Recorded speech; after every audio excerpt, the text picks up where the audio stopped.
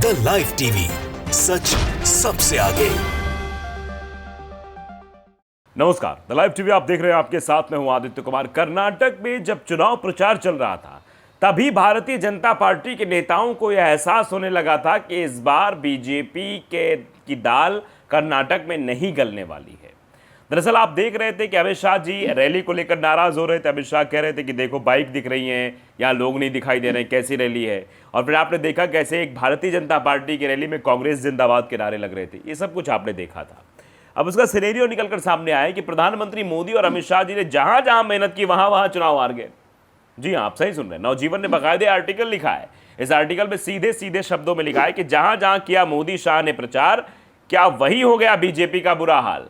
यानी बीजेपी का बुरा हाल वहां हो गया, जबकि कांग्रेस के साथ ऐसा नहीं हुआ। कांग्रेस के साथ उल्टा हुआ, जो हमने आपको दिखाया, बताया भी किस तरीके से कांग्रेस की जब भारत जोड़ो यात्रा उन 7 जिलों से होकर गुजरी, लगभग 500 के आसपास किलोमीटर का रास्ता उसने तय किया था। भारत जोड़ो यात्रा ने राहुल गांधी जिसका नेतृत्व कर रहे थे। 20 विधानसभा सीटें थी, इसमें 15 सीटों पर जीत हासिल की किसने? कांग्रेस ने। 2 पर बीजेपी, 3 पर जेडीएस। अब ये जो आंकड़ा है जरा आप देख लीजिए। दरअसल पीएम मोदी ने जिन इलाकों में 42 रैलियां की, उनमें से कम 22 सीटों पर बीजेपी पिछड़ गई। और जब उस समय आंकड़ा बताया जा रहा, तो उस समय जो आंकड़ा निकलकर सामने आया था, 20 सीटों पर सिर्फ बढ़त हासिल की है। देखिए तो प्रधानमंत्री का प्रदर्शन सिर्फ 47% ही रहा। तो जहां किया मोदी ने प्रचार, वहां हो गया बंटाढार, ये कह सकते हैं।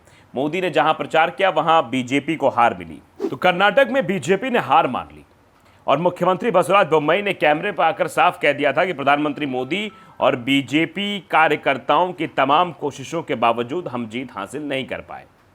ये सीधे तौर पर कहा गया कि तमाम कोशिशें हुई, हमने भी कोशिश की, प्रधानमंत्री जी ने भी कोशिश की, पूरी बीजेपी लगी हुई थी, बड़े बड़े नेता यहाँ लगे हुए थे, योगी आदित्यनाथ भी प्रचार करने गए थे, लेकिन कुछ नहीं हो गया। एक बार सभी नतीजे सामने आ गए, फिर उसके बाद विस्तृत विश्लेषण करेंगे। ये बात कही थी कि जब आ जाएंगे नतीजे, ये बात उनके द्वारा कही गई थी। किसके द्वारा? बसवराज बोम्मई के द्वारा। जब सारे नतीजे सामने आ जाएंगे, विश्लेषण करेंगे, तो अब उसका विश्लेषण वो करते रहेंगे। 135 सीटें जीत गई कांग्रेस, 66 सीटों पर सिमट गई बीजेपी। अब इस पर विश्लेषण बीजेपी में हो रहा है।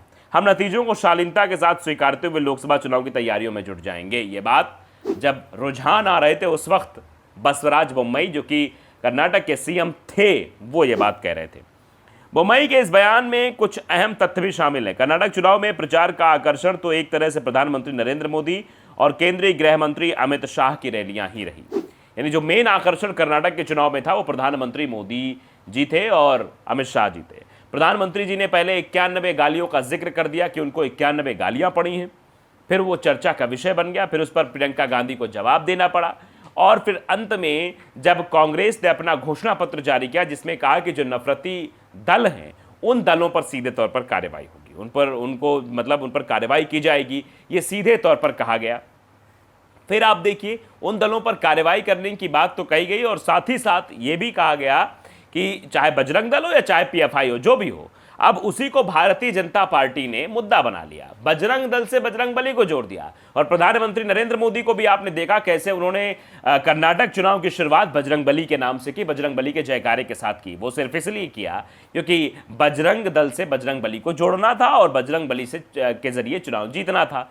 लेकिन शनिवार को जब नतीजे आने शुरू हुए, तो कांग्रेस ने कहना शुरू कर दिया कि बजरंगबली की जय हो, बजरंगबली तोड़ दे दुश्मन की नली। बजरंगबली ने खेल कर दिया। शनिवार क्योंकि बजरंगबली का दिन माना जाता है, 2 ही दिन होते हैं बजरंगबली के, एक मंगलवार, एक शनिवार। शनिवार से शनिदेव का दिन होता है, लेकिन बजरंगबली का दिन माना जाता है। तो भैया बजरंगबली का दिन था और शनिवार को जब नतीजे आने शुरू हुए, तो बजरंगबली ने साथ तो कांग्रेस का दे दिया, बीजेपी का नहीं दिया। खैर, वो सब अलग बात है, लेकिन चलिए जिस बारे में चर्चा कर रहे हैं उस पर चर्चा कर लेते हैं। बीजेपी के अपने आंकड़ों के मुताबिक पार्टी ने कर्नाटक में कुल 9,125 रैलियां और 1,370 रोड शो किए। प्रचार के आखिरी 2 सप्ताह के दौरान प्रधानमंत्री मोदी ने 42 रैलियां की, जबकि शाह भी पीछे नहीं रहे। उन्होंने 30 रैलियों में हिस्सा लिया। मतलब समझिए, 42 रैली, एक प्रधानमंत्री और गृह मंत्री साहब, देश के गृह मंत्री 30 रैलियों में शामिल हुए। फिर भी कर्नाटक में दाल नहीं गली, अपने आप में बहुत बड़ी बात है।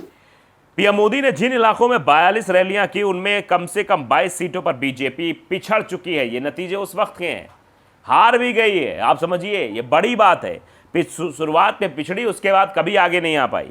दोपहर 1 बजे तक जो ये आंकड़ा इसमें दिया गया, सिर्फ 20 सीटें ही बढ़त हासिल कर ली थी और उसके बाद ये भी आंकड़ा कम होता चला गया। यानी प्रधानमंत्री ने जिन सीटों पर रैलियां की, जिन सीटों पर कहा कि प्रधानमंत्री जी को यहां बुलाइए, सीटें प्रभावित हो जाएंगी, प्रधानमंत्री जी का जादू चल जाएगा, मोदी मैजिक काम कर रहा है, वो मैजिक फुस हो गया, वहां पर मैजिक दिखाई ही नहीं दिया। आप समझिए, पीएम मोदी के दाएं हाथ अमित शाह का रिकॉर्ड जो है और भी खराब रहा। उन्होंने जहां जहां रैलियां की उन इलाकों में बीजेपी की बढ़त का प्रतिशत 30% से भी कम रहा।